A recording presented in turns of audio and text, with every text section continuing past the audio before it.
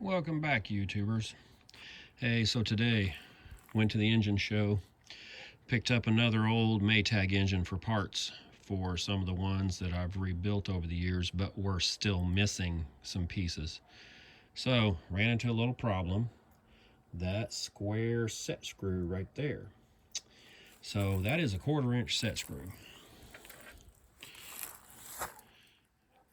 Take a 1/4-inch wrench. Oh, and by the way, somebody put it on in the wrong spot. It doesn't go here. Probably why this engine sat for years and then locked up. So here's the problem. There is just not enough wrench on there. See how it's rocking off? It's not going to take that out. It's just going to tear it up.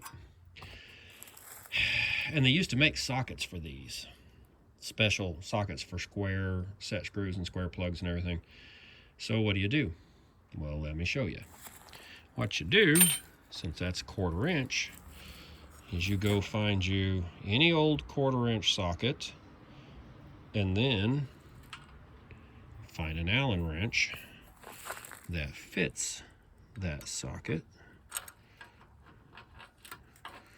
Right? You put the 1/4-inch drive over the 1/4-inch set screw, and look at that. It's that easy, guys. Thanks for watching.